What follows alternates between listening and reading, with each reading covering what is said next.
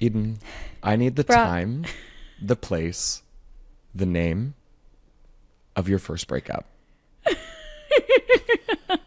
I had two breakups. I had one thing that I had in high school that was like, we were not in a relationship. We were just, we got not blindly, we got tricked into seeing each other because my best friend was dating someone and she was bored. Or like she just wanted a friend. Like she wasn't bored in the relationship, but she wanted a friend to hang out with. And so she lied to me and told me that his best friend was into me. And he told, I guess the guy told his friend that I had a crush on him. I don't know. I had no interest in this person. Right. No, zero interest. And but you did have I was interest like, in hanging out with your best friend, so that's why it all happened. I did, but also no guy had ever been interested in me before. And so I was like, oh my God, a guy's interested in me? I guess I am. And I convinced myself that I had feelings for this person. And then we hung out so awkwardly for like months. Oh But my God. I don't think he ever, I literally think he didn't like me as a person. And it like really traumatized me. And like, I was just like, oh, it set me up with like such a complex. However, Oh no. finally it was like they were graduating. And then looking in retrospect, like I didn't even like him to begin with. I did not have any interest in him. Like we had nothing in common. And then finally it was like the summer before everyone was going to college. I didn't go to college. I shot a TV show instead. But he was going to college. And it was just this like, we've been like hanging out for so many months now. And we've never gotten past the like first week of awkwardness level of comfortability with each other. And I was like, are we going to keep seeing each other though? Are we going to? And it was just so clear he really, really did not want to be seeing me. And so I had to sit him down and be like, hey, do you want to break up? And he was like, yeah, that's a good idea. I think we should break up. It was at, I can tell you though, it was at the Coffee Bean on Ventura, like Ventura and Reseda, I want to say. He was like, we should go to this Coffee Bean. And I was like, okay. And I'm still kind of pissed. Like, we were 17, 18, whatever. But like, to make me, hopefully he learned now. I think he's in a committed relationship. We're all in our 30s now. So like, of course, I have two kids. I'm not actually hung up about it. But I think we both learned, don't date people you don't like. No. But I also realized that's a great tip. And also another tip that I have as a public service announcement is to always break up in a public space. Because I think if you do it in your home, it's just, I don't know, it taints the space. And so I need to be able to like leave the space. 100%. It also can lead to like, I don't know. I mean, if getting real, it's like, I wasn't sexually active in high school, but like, I'm sure as an adult, it could lead to like, if you're like hugging and you're crying and you're emotional, that's how people, do something they might have breakup regret. Sex. Have breakup sex. Well, funny, you had a breakup. This was not my first breakup, but I broke up with a guy. Okay. Do you know the Starbucks on Ventura, kind of by Laurel Canyon? And it's like right behind the Vantage. Is Vantage in Ventura? Vantage, of course it is. Yes, it is. And so I didn't want to do it in the Starbucks. So we like awkwardly walk down the sidewalk, and then the sidewalk just sort of like ends before it hits the neighborhood. And so we stood at the edge of that sidewalk, and I was like, I think we should go separate ways. And it was the most awkward thing in the world because then we had to traverse our way back into the parking lot to go our separate ways into the cars. Oh my God. It was so awkward, but it was necessary. That wasn't even my first breakup, but I've done a lot of breaking up in my life. Are you usually, that's a question. Are you usually the breaker-upper or are you the breakup-y? It depends. My first breakup, funny enough, I went to my first breakup. It was in college, and I went to his apartment, and I was about to be like, "This isn't really. I'm not quite sure this isn't working." But before I could literally get that out, he was like, "So," and then he breaks up with me. But we came with the intention. I was just returning his vacuum because I knew I wasn't going to see him again. And I now like that get he this. lent you a vacuum. Oh yeah, I needed a vacuum. And then get this. He's my best friend. I saw him last night. That's so wonderful. I love that. Oh, yes. I love that. It feels, I want to say uniquely gay. Oh, no, it for sure is. To be friends with your ex is like very much it like happens in this community. It really, really does. And I feel like I try. Like, I'm like, I want to be, like, I don't want to be this heteronormative. Like, why not? Like, let's all be friends. Like, all of my gay friends are just like BFFs, like truly like best friends with all the people they've slept with in their whole lives. And I'm like, that's me. And I'm like, God, I guess I'm too straight. Like, I don't like it. I can't do it. I don't care for it. You said, I'm out. I'm tapping out. I tried. I'm done. I'm not doing it. Yeah. I'm all the way to the Kinsey scale. Yeah. Eden, this is all to say, we're recapping episode 117, The Breakup, and it's just us today. It's just us. The core two. The core two. Oh, so all that. We haven't said anything, but we did. We said a lot for 6.5 minutes. So all that and so much more. So let's get to middling. Welcome to Middling with Eden and Brock, where Eden and I break down an episode of The Middle each and every week. Eden, Sher, happy Thanksgiving tomorrow. Oh my God. Yes, happy Thanksgiving tomorrow. Are you going? Are you home? Or you're home right now? Well, we're recording a little ahead of time, but yeah. All right, yeah, okay. I'll be at home. I'll be at home. Kyle, my brother, is hosting Thanksgiving dinner, so it'll be him and some extended family and my nieces and my nephew. It's gonna be a hoot. My God. It's gonna be a full house. Yeah, that's right, because you have twins in the family. I sure do. Addison and Briar. Twins. I love that. We're having such a weird Thanksgiving this year. Thanksgiving was never a thing in my life. Like, Thanksgiving was not a big deal. Yes, because warning, I'm going to get a little dark right now, but it's just the truth. And also, I'm fine. Remember that I'm 100, like, I'm fine because I'm in my 30s. But my dad died on Thanksgiving. Oh, I didn't realize it was on Thanksgiving. Yes, so that kind of put a damper on Thanksgiving as a concept. I would say so. I'd be worried if it didn't put a damper. I know. We used to go to Las Vegas every year for Thanksgiving because I don't know. We're insane. I think it's because my aunt, my dad's sister and her husband, my uncle, they just loved Vegas. They lived in New York, but they loved Vegas, and then they flew us out because, like, why would we go to? But I'm so nostalgic for the Mirage and like when they, because I think they were trying to make Vegas a family thing in the 90s. Like, they realized quickly, like, nobody's doing this except the Sher family. Yeah. We're losing money by making it a family thing.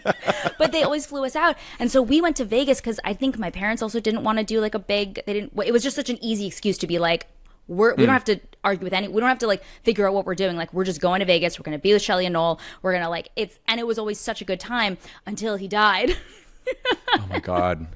And so I was like, it was just like, oh God, and I was 7. So it was like, I was little and it was like very sudden.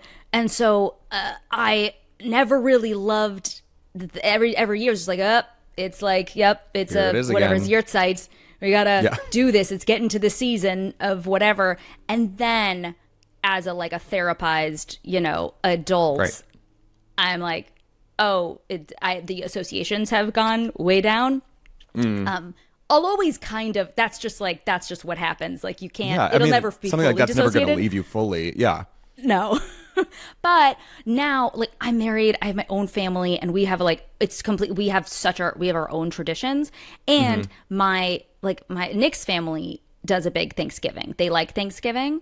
And so I'm sort of folded into that where I'm like, great. Oh, okay, great. I don't have to worry about anything. It's so nice. That's the thing. Now I have no emotional investment in it.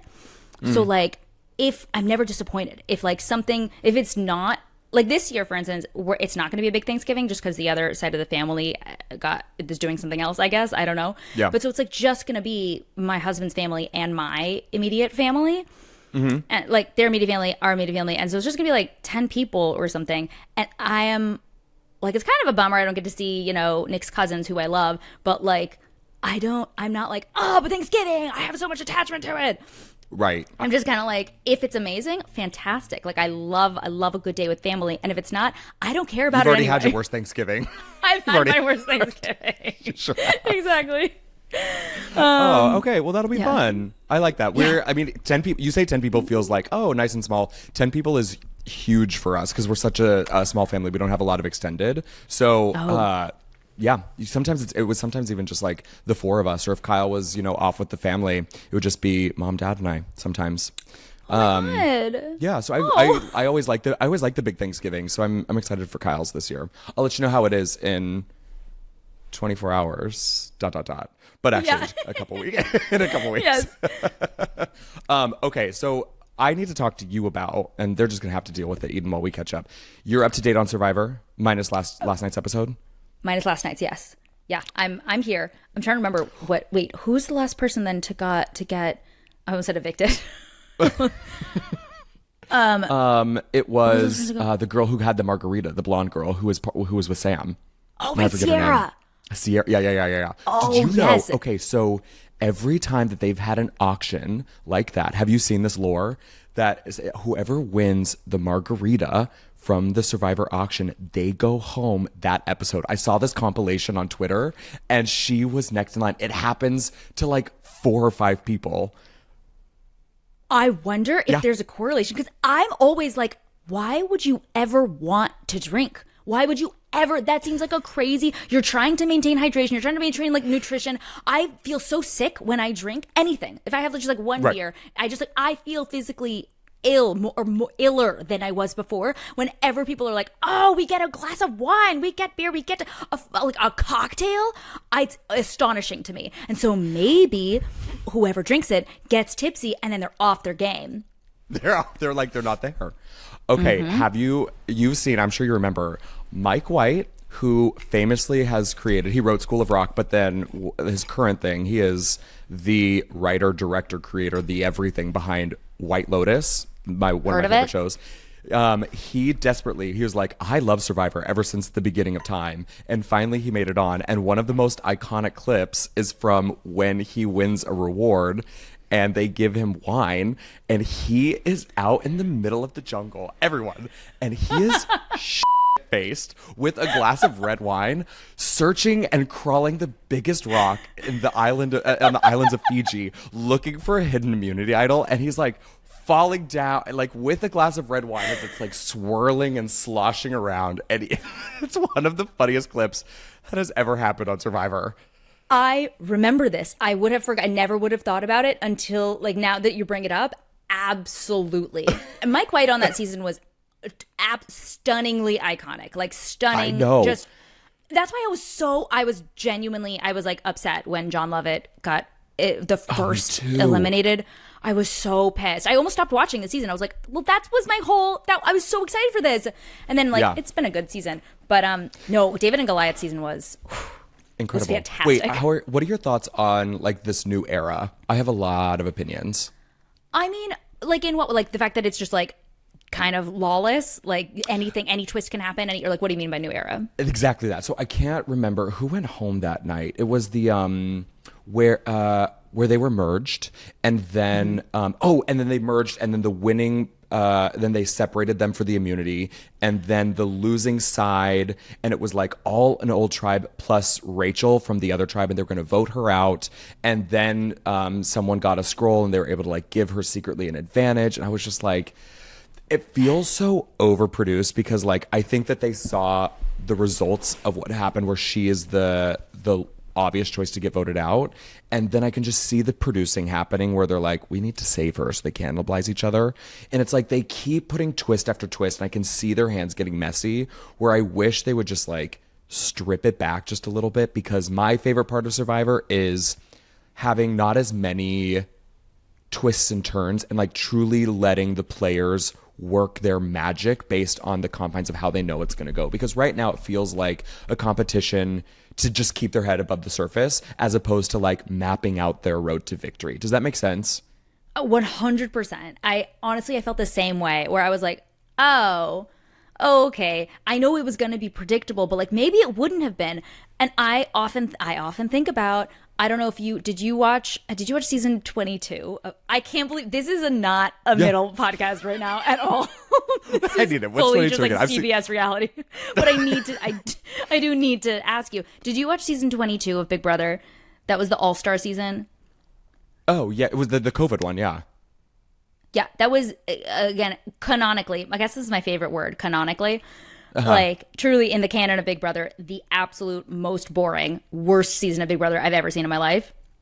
Yeah. Like, it was just, oh my God, it was so boring. I hated so much of it. And it was like, okay, Cody, all right, got it. Yes, most predictable. So, like, Well, and they started adding a lot of twists. They like more twists after that. They always have, expect the unexpected twist. Right. But I think the seasons started getting better again because they got better casting. Correct. Like it wasn't the twists and the turns. It was that like the evictions were more entertaining because the people were better. They also like super diversified. Of course. I mean, that was CBS's whole mission. That was very needed and made everything better, by the way. Everything so much better. The next season I think was like one of the best seasons of was that the cookout season or was that season 24? What was 23? I don't know. I don't remember. But that was the cookout season was incredible because it finally shook up the game in a way that I was like, I love this strategy. I love how they're like, because it you know what it did though too is that's my favorite thing is that sure you give them just one singular thing and you get good casting, then they're able to like navigate that one new twist to their advantage as opposed to like new twist every single week and they don't know how to like creatively or effectively make a good game. Yes, exactly. And so this is all to say that it's exactly that. Like in Survivor, the game is good. It's on its own. It's like the script stands for itself. Like just, it's kind of like, when if you're trying to put, if you're like if you're trying to, make a meal of lines or something, it's like, just read what's on the page and just read it flat. It's good. Trust sort of it. like the game of Survivor is so good. There's a reason it's been on for 47 seasons. If you're worried, like the problem is not the twists and the predictability. They're really what makes it. It's the casting. It might be like, oh, you got boring people, or you didn't like that's where because it can be overkill. You have to just cast it better. Can I tell you what I'm desperately needing from a casting standpoint?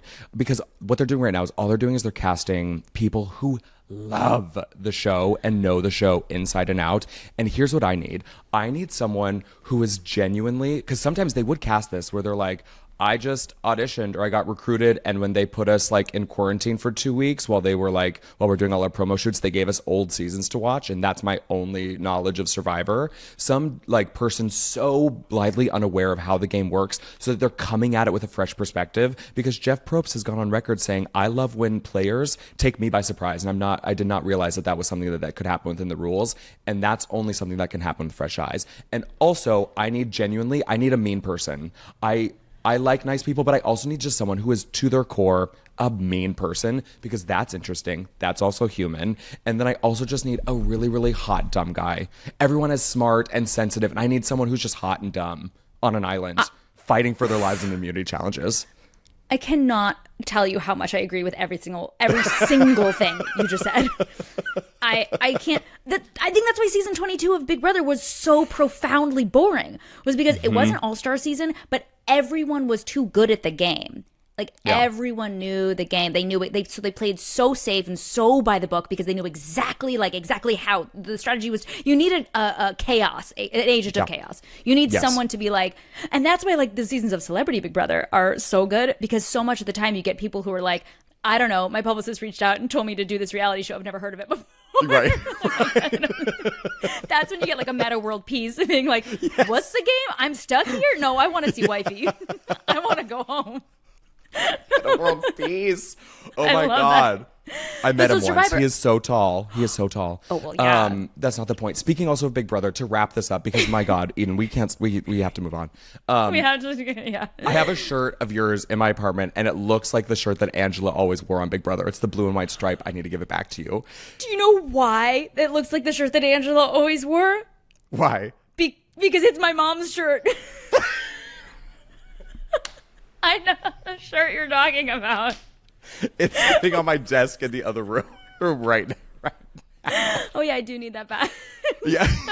I was wondering where that went. I have your mom's shirt. You left it here when you came over the other week. Oh, yes. Oops. Why was I changing? Why was my shirt there? No, we don't need to know. We don't need to talk about what we do in private.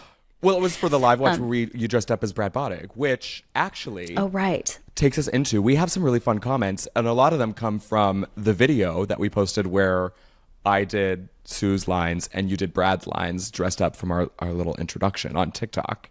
So, Eden, take us into some of these comments we have. Pink Daisy J.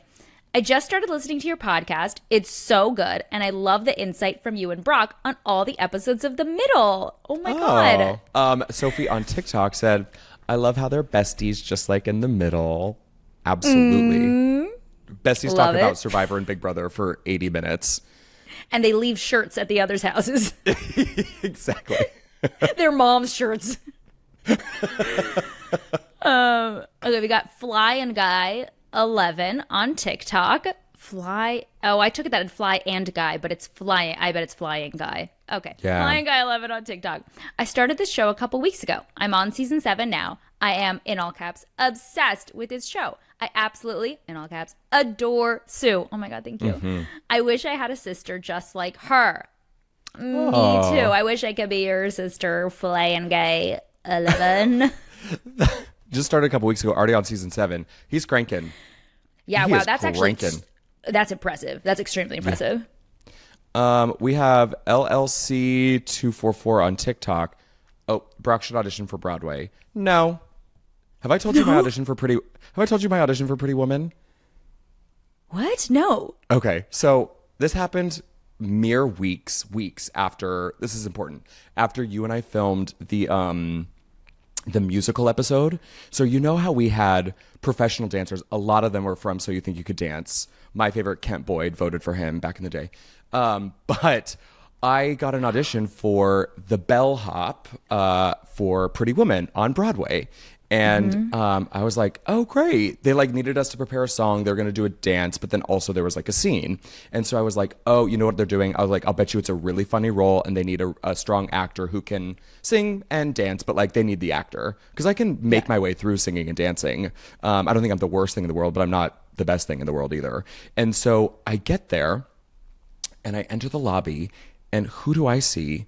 About 5 people from our musical number, all of those So You Think You Can dancers in the lobby, stretching, feet behind the head, extending, and I show up and I shit you not, Kent Boyd goes, what are you doing here? No. And I was like, what am I doing here? And then there was one other guy. I at least came in, I came in a Barry's tank and athletic shorts, right, and sneakers. There was one other guy who came in literal jeans and combat boots, because I'll bet you he thought the same thing. And we audition, and the first thing that they have us do is the dance. The dance isn't down the road. It's the first thing. What do we do? Doubles and a split jump and all these things, and I got cut after the first round. Oh my God. Yeah, Broadway auditions are brutal. Oh my God. Savage. Have you ever auditioned for Broadway? No, because I know actually, that's a lie. Hold on. No, I have not. I've auditioned for musicals, movie musicals.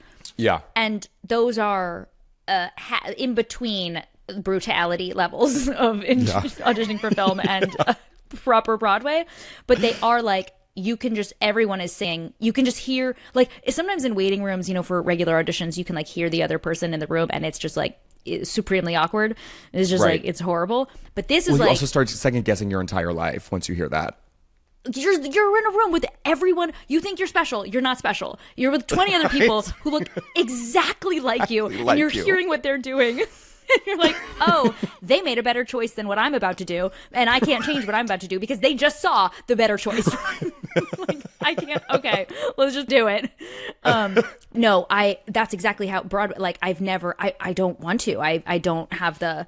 I don't have the emotional bandwidth, the emotional resilience at this point in my life. I think I could have done it maybe when I was a teenager when I was Sure. just like still had my defect, my rejection defect, you know, like Yeah. I didn't process rejection. And I just have one more war story that flashback. I auditioned for the national tour of Book of Mormon for, forget what the character is, but the main guy who sings Turn It Off, whatever that elder is. And I got a vocal lesson, and I'm not kidding. When I start going, I'm like, I don't know, 16 bars in, and he stops the piano and he goes, "How's the acting?" Okay. And so I was like, me being me, I had a thick skin already at that time. And I was like, okay, walk me through this. I'm not the best singer. How am I going to get through this and not look like a dumbass? And he goes, you got to act your way through it and hope that that's okay. I was like, great. But he's literally mid piano and he goes, how's the acting?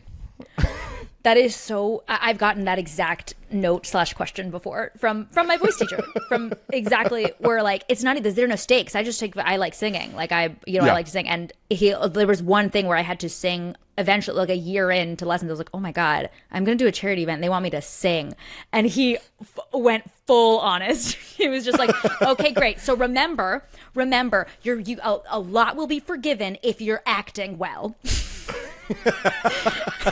Like cracking his knuckles, like, all right, let's get into it. Remember to act. Oh my god, that's funny. And you know what? He's right though. He's right. So, okay, we got two more, Eden. Yes, right. We got Jen saying Eden's facial expressions are too good. Thank you so Confirmed. much. Some people might say actually they are too good. Like they're too much.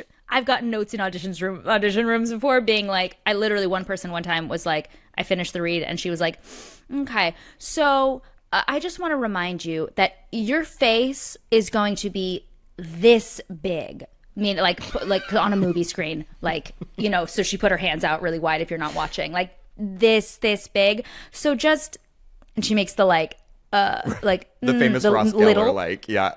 Yeah, like, less. Just do less with your face. And I was like, oh, okay. Okay. Tell me how you really feel. So we're still working on that note, apparently. Got it. Someone asked me, they were like, or maybe it was you and I talking. I can remember. They're like, so what? They're like, wow, how are you and Eden like different than like your characters? And my response was, I think Eden and I have a little bit more of like a cutting sense of humor towards each other. Totally. I think that's exactly right. I think we're very similar to our characters in many ways, but there's like, I don't think Brad and Sue would ever read each other in the same way. No, you know? No, but I'll read you like a library book. And I love it. I love it. Never stop. Never stop. Our final one, Tony on TikTok regarding Brooke Shields. Oh, this is good. I sat next to her at an off-Broadway show one night, and she chatted with me the whole time. She kept grabbing my arm and was so lovely and hysterical. Couldn't have been nicer.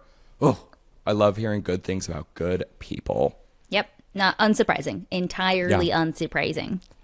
All right, Eden, one last thing before we go into middle minutes. Excited. It's been active for a couple weeks, but we have ads now, if you haven't noticed, on our, if you're listening to this on the free version, Spotify, Apple Podcasts, because Eden, I mean, I have to pay for the heating bill. We're about to hit winter. It's going to be 65 degrees in LA. I've got to heat it up to at least 70. Do you need heat?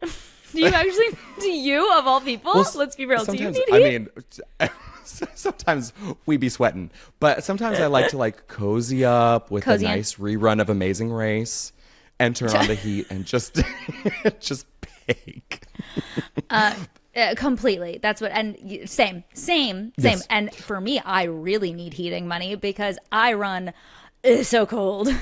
Yes. But this is all to say patreon.com/middlingpod is ad free. So if you're like, I don't need to hear this this grocery store commercial, or like Nordstrom's, honey, I love you, I'm already spending money there, I don't need to hear the ad, then just go to patreon.com/middlingpod. Whatever tier you subscribe to, the 5, the 10, the 12, it's ad free just for you. So go subscribe. Okay, on that note, let's get into some middle minutes. All right, episode 117, The Breakup. Axl delights his parents by dating his basketball team's ambitious, seemingly perfect head cheerleader, Morgan, played by the perfect, by the way, Alexa Penavega.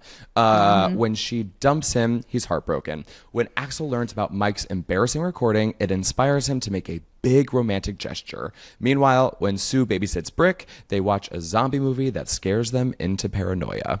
This episode was written by Vijay Patel, of The Fabulous. We talked to him. He just, every single episode he writes is mwah, chef's kiss, and directed by Wendy Stanzler.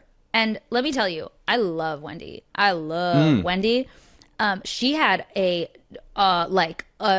challenge with this one. Watching this one, all I could think of was, damn, like this, there were so many elements to this episode that required capital D directing. Like it went stylistic with the horror movie in the hallway with the flashing, the flickering lights. There were like we had enormous scenes with tons of extras. You had a whole basketball game to shoot. There were so many things that I was just like, oh my God, there were, I can't imagine what prep was for this week. It was about a lot of scenes. I think I've only done one episode with her, but I remember her being also very kind. Very kind.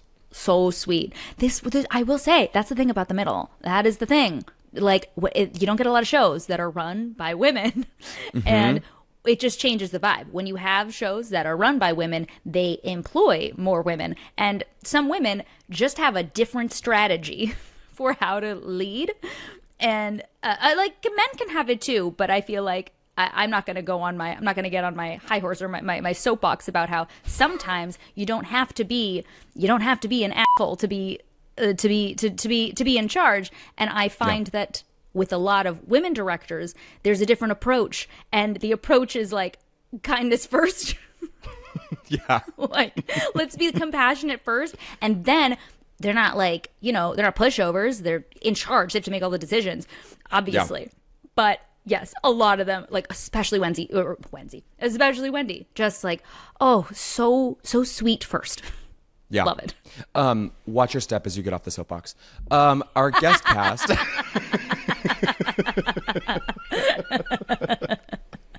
I'm just kidding. I agree. I echo all those sentiments. 100%. She's still laughing. It's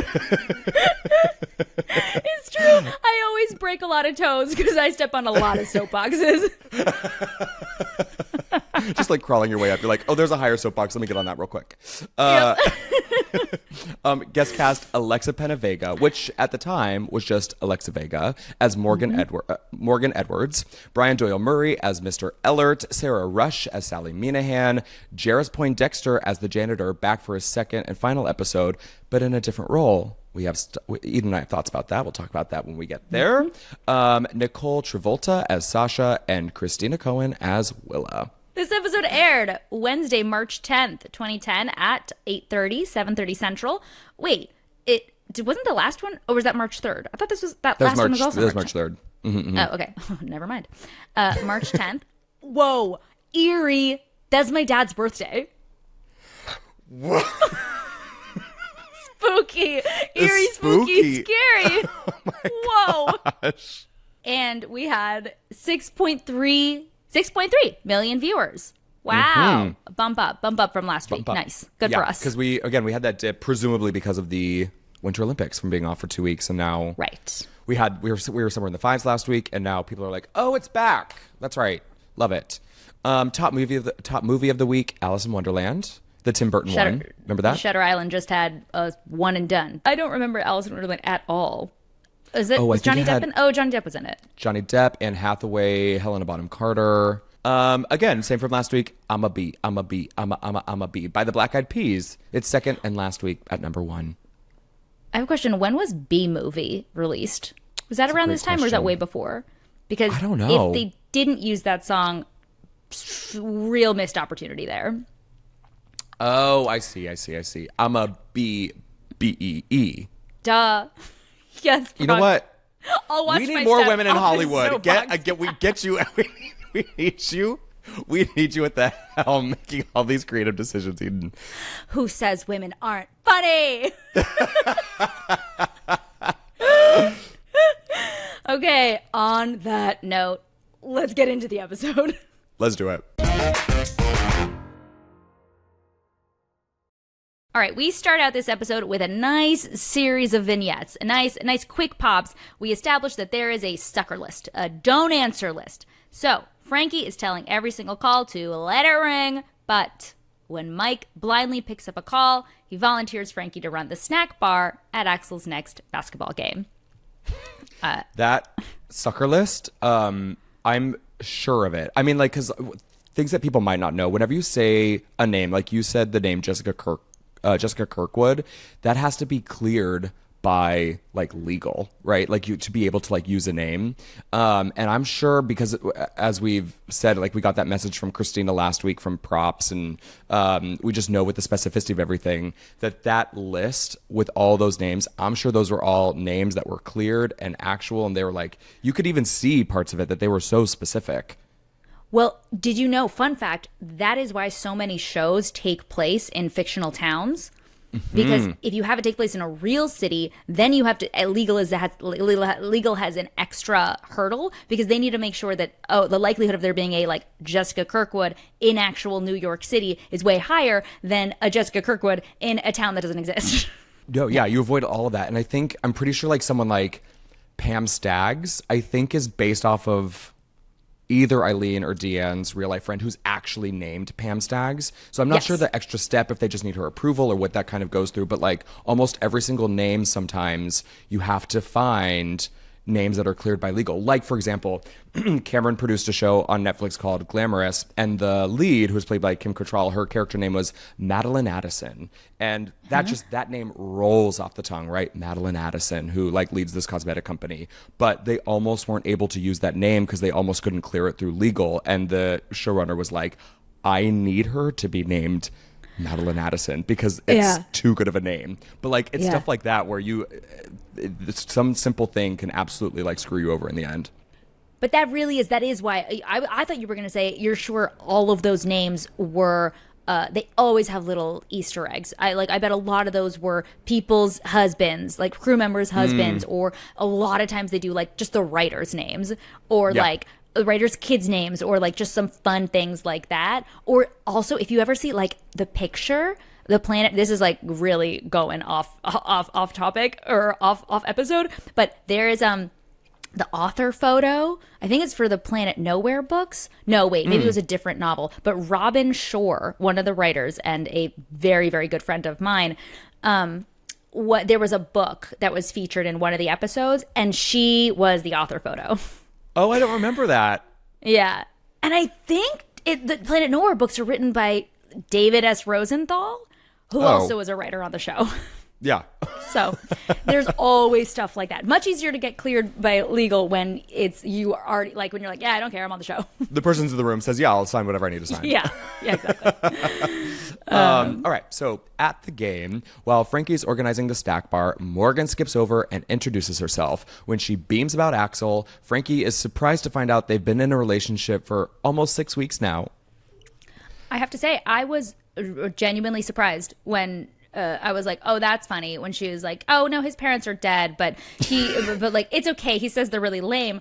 I was like, believable. Yes, that is it. Oh, since when? 6 weeks next Wednesday. 6 weeks? Wow, well, that's plenty of time to, meet the parents and everything. Oh, they're dead. Which is okay, because he said they were really lame. I'm just messing with you, Mrs. Heck. I know who you are. Oh, you do? Yeah. So then when she says, I'm messing with you, I was like, oh. Yeah. Oh, right. Because I just forgot everything. Yeah. And I loved that reveal too. And then the first thought I had was like, oh, she's perfectly cast. She is perfectly cast, Alexa Pennebaker. Perfect. She's perfect. Great. She's chipper. I don't really know a lot of what she's been in. I mean, my biggest like touch point is the middle, and of course, Spy Kids. But my God, she is like on par. She knows that character perfectly. She's really good. She's really, really good. I mean, again, fun fact: she's very. Everyone I feel like on a sitcom is always 51% that character.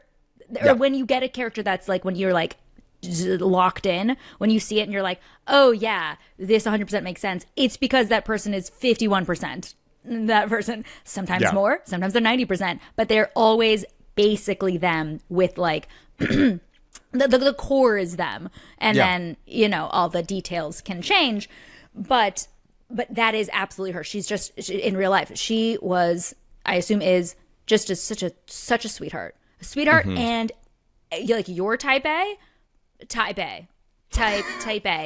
I got and that. She always always knew her lines, always I feel like came to rehearsal. If she wasn't, I don't understand, she came to rehearsal what seemed like full makeup, and then she'd come out of hair and makeup and be like, oh you didn't already have makeup on? What is happening? Why is your hair perfectly like coiffed? It's perfectly groomed. Your hair, like your skin is perfect. Everything about you is perfect. But she was never, it wasn't like, she was so sweet. She was so sweet. Oh, I love hearing frustrating. That. Agree. She's fantastic. And I do see that. The 51%, she's a majority stakeholder in her character. Yes.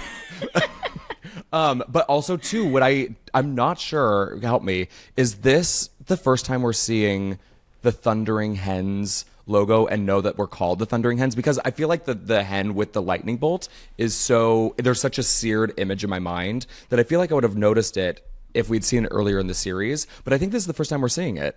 When they're at the snack bar, I noticed it in the background. Oh, maybe.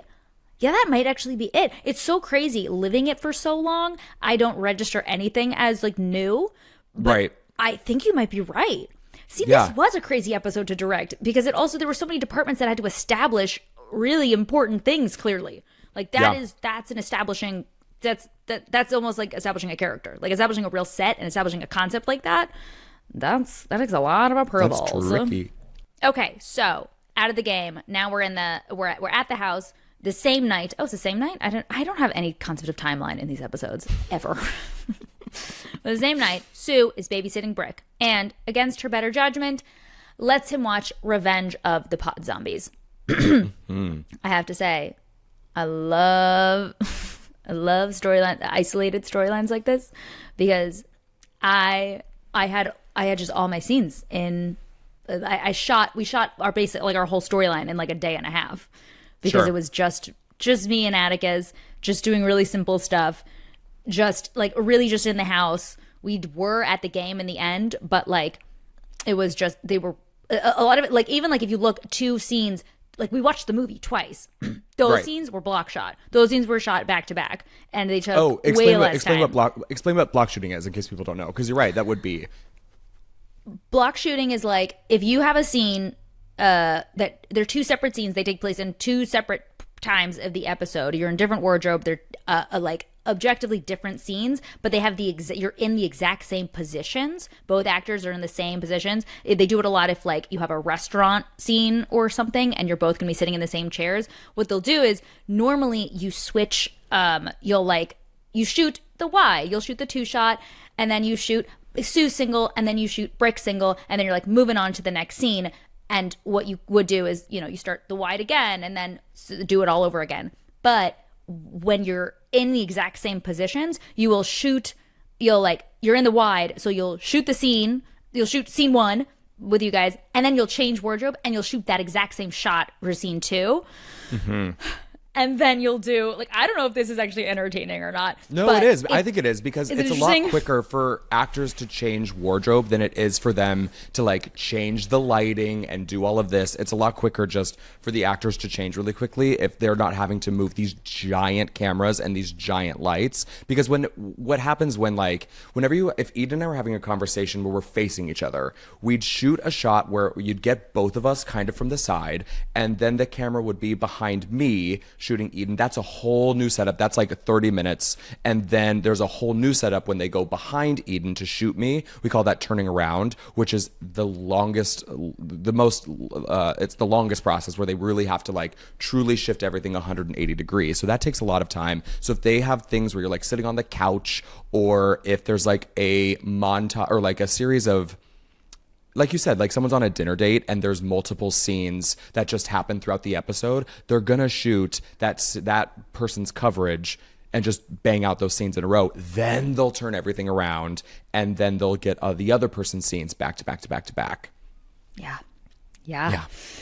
So we did a lot of we had that this episode, and so I loved it. I was like, yes, this is simple. This is a simple storyline, and I think they needed to do that because the other storyline was so involved. Totally. It's nice to yes. have something that feels familiar, so that the audience is like, okay, they're like my steady ship. It's making me laugh, but it's a familiar storyline. Yes, and again, like we've seen this before. We know what's going to happen. It's going to be fine. It's not going to be fine because it's a horror movie. And, they don't know. They don't know. Okay, so the next morning, as Frankie debriefs Mike, Morgan arrives on their front door donning a smile and homemade muffins. Mike and Frankie are stumped as to why this seemingly perfect girl wants anything to do with Axl. Yes, I was waiting for that. When they were like, just one thing's bugging me. I thought it would happen in voiceover earlier. Frankie being like, she's like, I love her. Why is she with Axl? Love her. I love her more.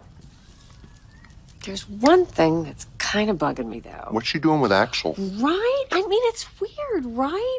So when it happened, I was like, yeah, there it is. Because I'd want to know too. Why? I do think it's so funny when you just have to have, it's just, you gotta have sitcom logic. But it was a little broad for me, like showing up with muffins. And maybe that's the point, is that like, it's supposed to be like, this is crazy, right? She just showed up at her door with muffins. To me, that felt like an intentional choice. Not like, I guess so. Sure. The perfect hair, the perfect like placement of the basket.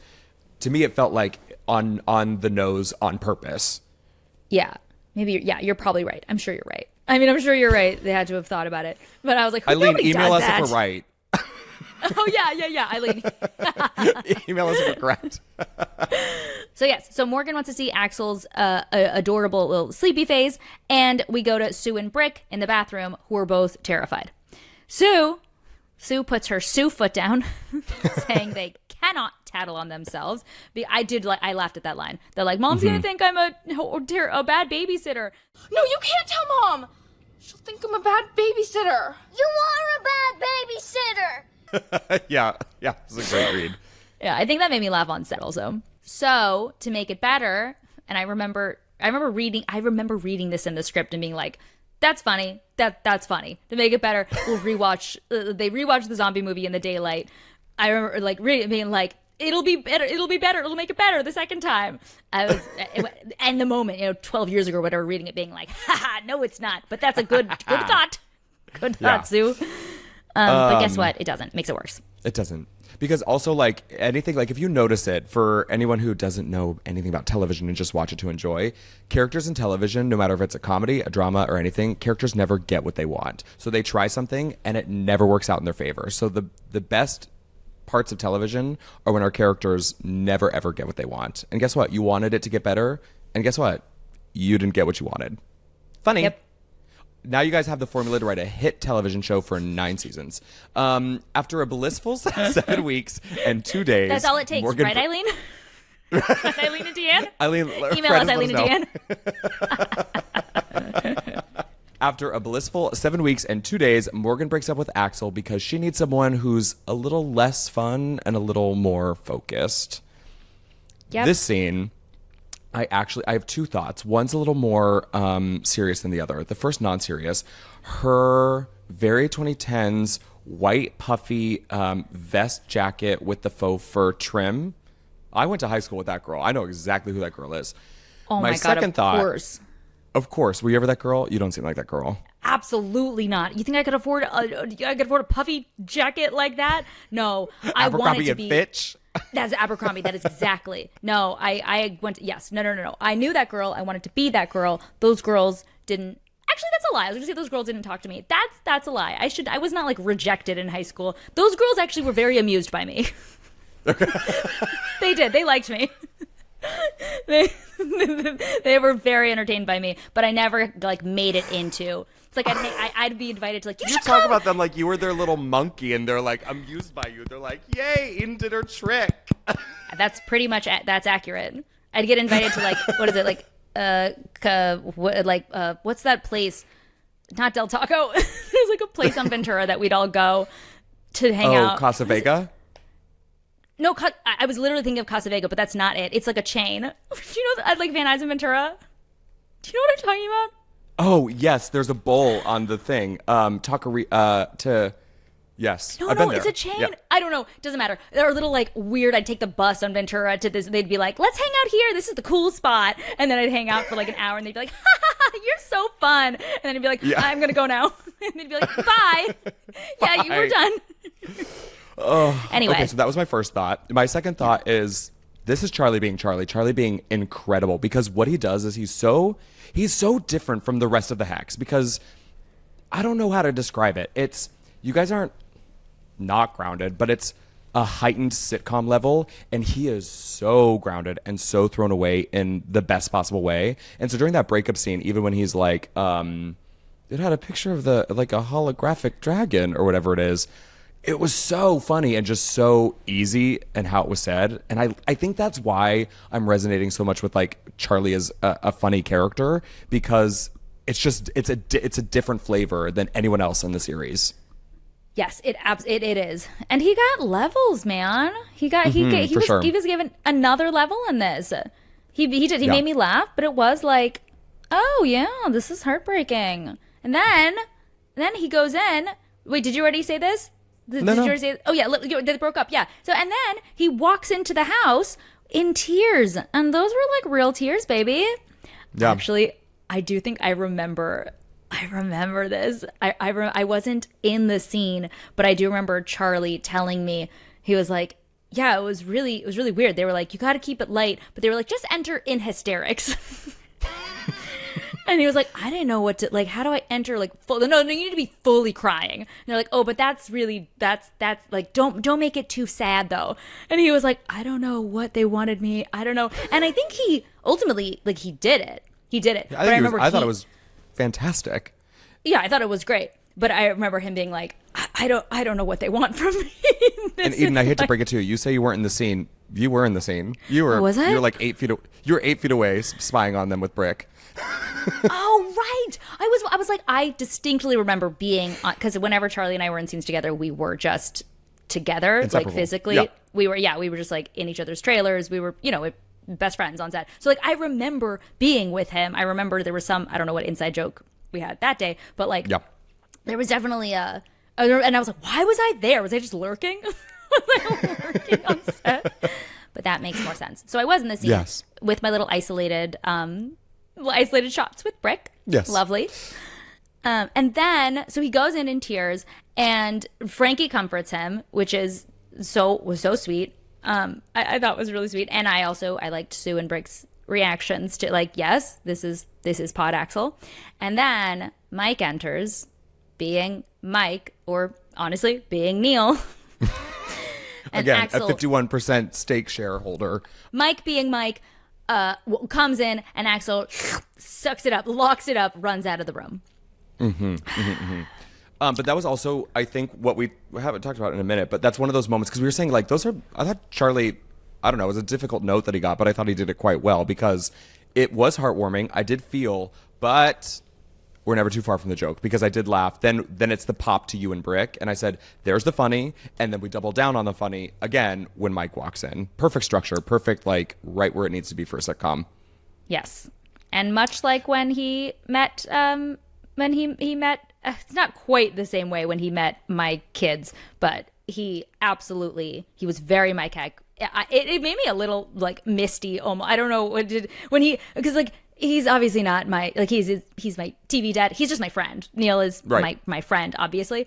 But it did feel a little when he actually only met one of my kids, but the way he reacted to my kid when she was having a little bit of a meltdown in the restaurant, when he's just like, you're like, like he gave her a little bit of leeway because she's 3.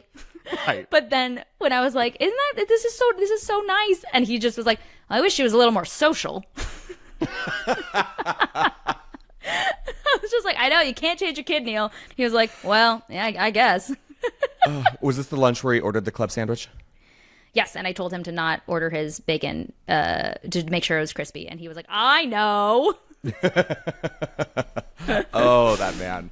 All right, know, to love demonstrate to Axl that it's okay for men to show their emotions, Frankie plays a tape she saved of a weeping, wallowing Mike, begging her to take him back. When Mike hears himself, he freaks out from embarrassment.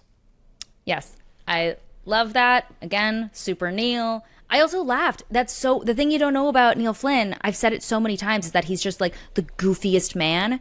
He is, I just said he also can be like, he's a curmudgeon, but he's so goofy. And I just like saw him recording this. Just like, he does this voice. He does it all the time. There's that goofiness that comes out. Of course. Yeah. Yeah. He like, I don't know what the character quite is, but he'll like go into like, oh, Frankie. Frankie, it's me. You hear that? It's our song, baby. Or like, oh, and he'll do bits in that voice, like, oh. I don't know if it's an impression or what, but it was like, I think he was having fun. He was definitely having fun with that one. He loves doing stuff like that. And it was so good. It was so funny. And also like too, like a little actory thing. The thing that is such a tricky line to play, like when he's in the bedroom with Frankie, with Patty,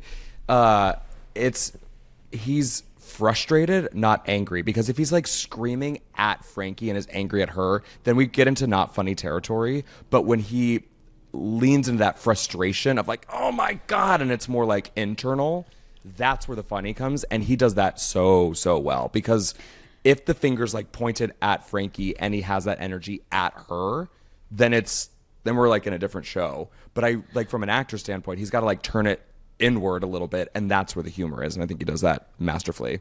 Ray Romano also was very good at that as well. Yes, yeah, because they know it's uncomfortable for someone to be actually angry. If it's right. That's like, oh, I don't want to actually confront that. Like, this is not that's not why I'm watching a sitcom. But I actually remember this being a thing, like a constant thing with him on set, where he was like, they have me like, I don't think my caricature would be. There are a lot of scenes that are written where I am like, where Mike is supposed to be angry, and he's like, that's not. I don't think I even would be angry about that. And I'm sure it was lots of discussions about what it actually is. Sure. But he was very vocal about like, if there ever was, he was always like, I'm not gonna be angry about this. There are episodes coming up that I'm definitely gonna talk about that are like, I remember him being like, I'm not gonna say this.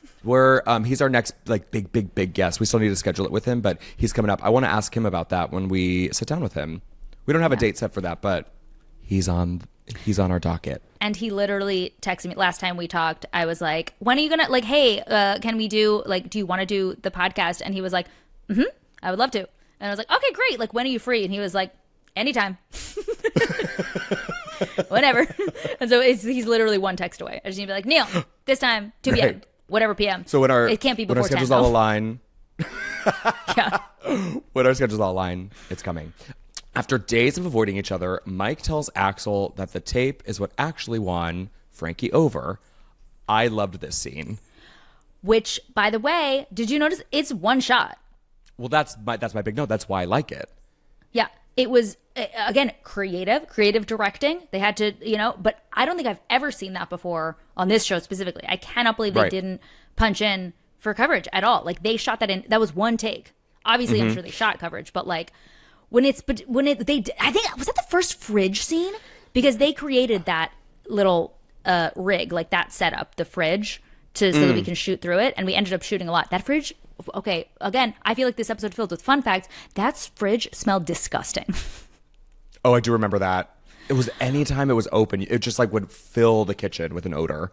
Oh my God, I don't even know what it was, because it's not like they kept real perishable food in there, because it wasn't a functioning fridge, but just like, I don't know, the slowly degrading plastic with the like unperishable fruit, quote unquote, juice, those things. Right.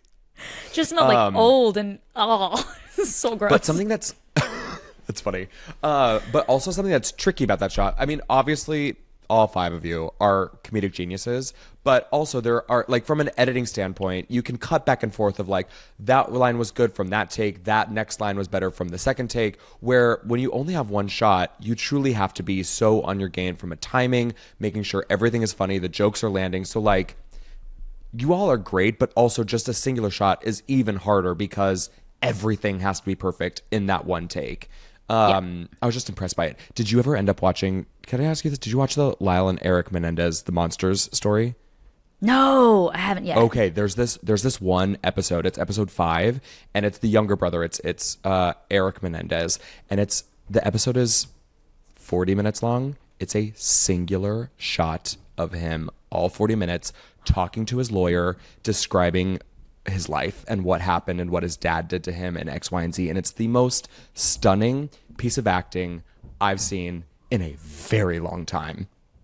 That's going to be his Emmy nomination. It's literally 40 minutes. They start on a wide. They're because he's in jail at this point. And so he's talking to his lawyer. His lawyer, like, it starts, like, comes and sits down. So for the part of it, you get her back shoulder. And then for 40 minutes, it's so slow. We're like halfway through. I was like, oh, wait, we're pushing in.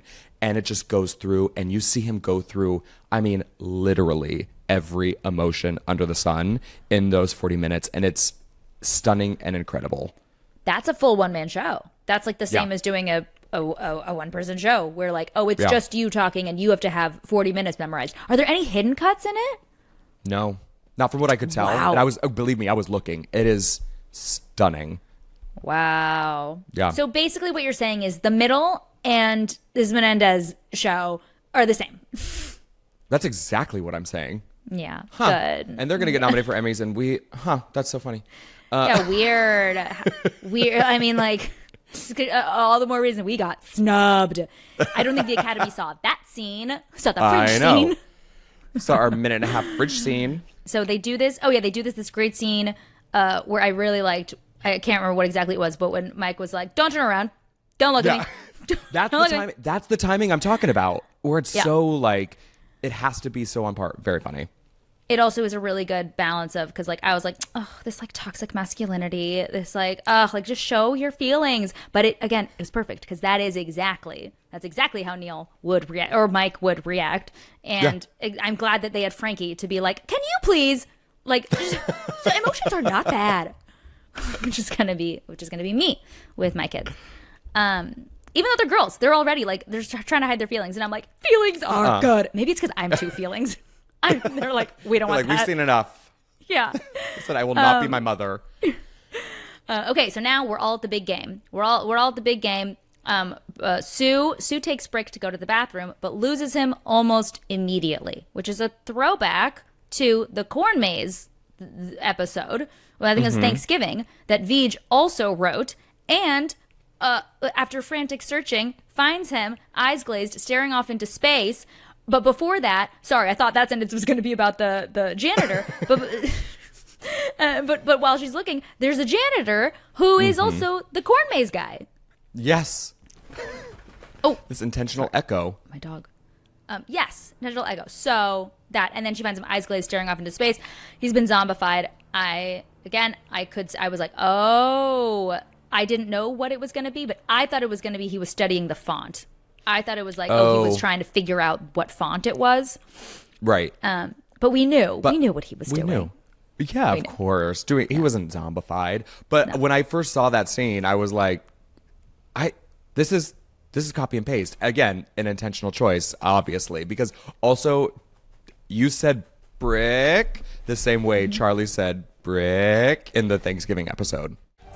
It's been locked for 2 days.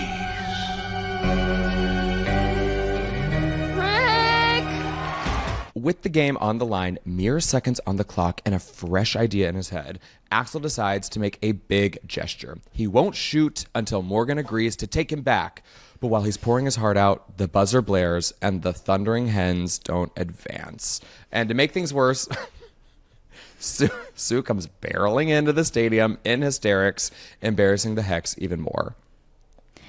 What did you think of you barreling into the stadium?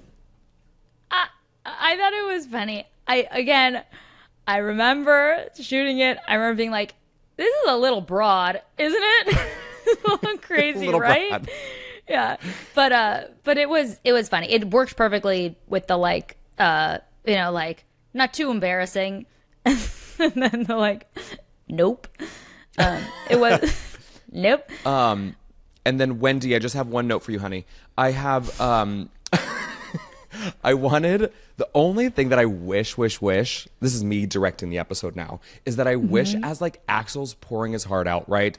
I'm going to take you through the emotions that I want Alexa Penavega to do. So she's like, what are you doing? The buzzer. And then he starts pouring out his heart. And then she slowly starts maybe like, oh, you think, she is going to fall back in love with him. And then the buzzer blares. That's what I wanted. I wanted her to like almost be there, and then the buzzer takes her out, and then she storms off. I just wanted that little inch where we're like, oh my God, is it going to happen? It is happening, and then it doesn't happen. That's true, except I personally, when I see stuff like that now, I'm always like, dude, like, she said no. Like, that's a threat to be like, I'm not going to shoot the ball. Yeah, I'm not going to shoot the ball until you say yes. Like, that's so manipulative and forceful. Like, that's, oh my God. Like, please don't say yes. Please don't do that. And so HR on the line. Yeah, I don't like stuff like that. But so I loved when they like didn't really show her budging. I was like, yeah, good. And I think doesn't she come back though? I think they do get back together. Well, that's also a thing. I was like, how are they going to bring her back? I'm curious. Yeah, I did like that at least was not what in that moment didn't bring her back, because I don't think I personally. Oh, what is this, fourth soapbox of the episode? Are you calling him misogynist? Oh no. I don't think behavior like that should be encouraged in boys. No means no. Okay? Okay. These quote romantic gestures. She broke up with you. Mm-hmm. Ow, you stepped on my foot getting off your soapbox.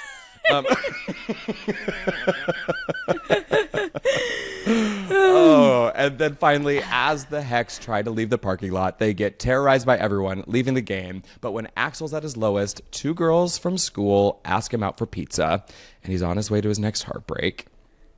Yep. Perfect. Did you clock? The two girls, only one of them was speaking. That's right. Only had money for one to speak. So that would have been a co-star, so that they pay her for a co-star, and the other one would be titled, I don't know, as like a featured extra, right? It was a featured extra, 100%. Yeah. Less money. But it's fun to kind of go back and watch, and you'll see only the girl on the left was speaking, and that's the one who was paying rent with middle money. Yeah. The one who was paying her heating bill. Right. Okay, let's move on. We've got a listener question coming up. So we got an absolutely lovely email from young Jenna. Here it is. Dear Eden and Brock, that is how most letters and emails start. She's great so far. Great job, Jenna. Great. We love you, Jenna. Dear Eden and Brock, I just discovered your podcast and I'm excited to find some place where I can express my thanks for the show. I purchased a DVD box set of The Middle 5 years ago when my daughter was 9. In less than 2 months, she had devoured all 9 seasons. What's his face from earlier, right? Wasn't he in 2 weeks? He was in season 7? Flying Guy 11, yeah, from TikTok. There we go. Believe it. Come on, 9-year-old daughter of Jenna. Come on, 2 months. When the last words of the series were spoken, notably The Middle, she bawled, both because it was such a perfect ending and because she was sad the show was over. Since then, she has rewatched the series by a conservative estimate at least 5 times. Wow. Okay, never mind. I take it back. You are on par with Flying Guy. I love it. When she is watching, I will hear her shout across the house, "That's so me," because she finds bits of herself in all 3 of the Heck children. I think that is the key to why the show brings such comfort and happiness. If she can love so deeply these very quirky, flawed, and average people, then that means that she, too, is lovable. Oh, sincerely, Jenna and daughter Clara. Oh, that was so sweet. That is so sweet. She did call you flawed. So never write us again, Jenna. No, in all seriousness, no. That's Jenna. Right. In all seriousness, that is really, really sweet. I love these like heartwarming things. Yeah, no, I never thought about it quite like that. I like that. That's what when you show people who are when we shine a light and give humor. We show flawed people, show like silly, dumb people with a light heart. It makes you feel better about all those qualities within yourself. Of course. Wow. I mean, that's why everyone loves Suhak, is because everyone sees a little bit of themselves in Suhak. That's I've been saying it, and I'm going to continue to say it. Well, thank you. I see myself in. I do see myself. Literally see myself into. I'm done with it. I have no bit to add on to this. Aiden, it's time for you to go. It is so time for me to go. The light is shining on my forehead. I'm so hungry. My kids are home. I hear them stomping about. But Brock, dear God, I love you so much. I love you so much. Happy Thanksgiving, and I'll see you soon. I'll see you next week when we recap another episode. Bye. Yeah, or an hour from now. Bye. Bye.